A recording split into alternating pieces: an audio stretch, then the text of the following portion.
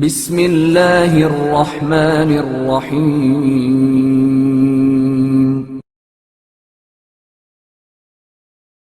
ابا کے دامن میں چاول۔ علامہ مہدی عراقی نجفی فرماتے ہیں کہ جس زمانے میں نجف اشرف میں رہا کرتا تھا تو ایک دفعہ وہاں بہت سخت قحط پڑا۔ میرے بیوی بچے بھوک سے بلبلا رہے تھے۔ انہیں روتا چھوڑ کر میں گھر سے نکلا تاکہ ان کی ضروریات کو کسی طرح پورا کر سکوں۔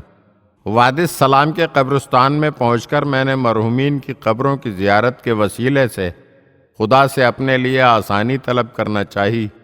وہاں میں نے دیکھا کہ ایک جنازہ آیا ہے اور اس میں شامل لوگوں نے مجھ سے کہا تم بھی ہمارے ساتھ آ جاؤ، ہم لوگ اس کو یہاں دفن کرنے کے لیے آئے ہیں۔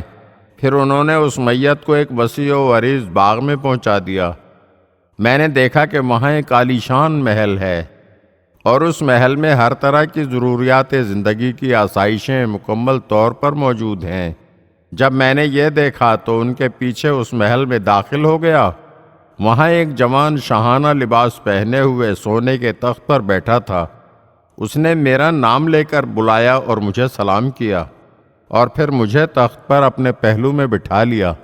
کافی عزت و احترام کرنے کے بعد مجھ سے کہنے لگا تم مجھے نہیں پہچانتے؟ میں وہی میت تو ہوں جس کا جنازہ ابھی تم نے دیکھا ہے۔ میرا نام فلاں ہے اور میں فلاں شہر کا رہنے والا ہوں، اور وہ جو بہت سارے لوگوں کو تم نے میرے جنازے کے ساتھ دیکھا تھا وہ ملائکہ تھے جو مجھے میرے شہر سے بہشت کے اس برزخی باغ تک لے کر آئے ہیں۔ جب میں نے اس جوان کی یہ بات سنی تو میرا رنج و غم دور ہو گیا اور میں اس باغ میں گھومنے پھرنے لگا۔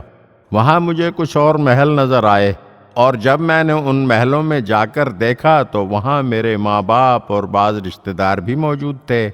انہوں نے میری خوب مہمان نوازی کی اور طرح طرح کے بہترین کھانے کھلائے۔ کھانوں کا بہترین ذائقہ پا کر مجھے اپنی بیوی بچے یاد آ گئے اور میں سوچنے لگا کہ وہ کتنے بھوکے ہیں۔ یہ سوچ کر میرا چہرہ متغیر ہو گیا۔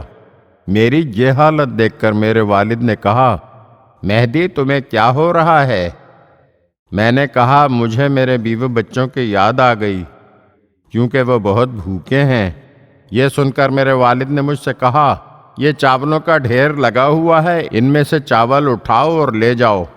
میں نے اپنی ابا کے دامن میں چاول بھر لیے اور پھر خود کو وادی السلام میں اس جگہ پایا جہاں میں پہلے تھا۔ البتہ میری ابا چاولوں سے پر تھی۔ یہ چاول لے کر میں اپنے گھر پہنچا تو بیوی نے پوچھا آپ یہ چاول کہاں سے لائے ہیں؟ میں نے کہا تمہیں اس سے کیا کام؟ پھر ایک عرصے تک یہی چاول استعمال ہوتے رہے اور ان میں کوئی کمی واقع نہیں ہوئی۔ اور پھر ہوا یہ کہ بیوی نے بہت اصرار کیا تو میں نے اسے سارا واقعہ بتا دیا۔ اس کے بعد جب وہ پکانے کے لیے چاول لینے گئی تو وہاں چاولوں کا کوئی نام و نشان باقی نہیں تھا۔ اگر آپ ہمارے چینل کی نئی ویڈیوز دیکھنا چاہتے ہیں تو ہمارے چینل کو سبسکرائب کریں اور گھنٹی کے بٹن کو دبائیے تاکہ ہر آنے والی ویڈیو آپ کو جلد موصول ہو سکے۔ اور ہاں، لائک اور شیئر ضرور کیجیے اور اپنے قیمتی کمنٹ سے ہمیں آگاہ کیجیے۔ شکریہ۔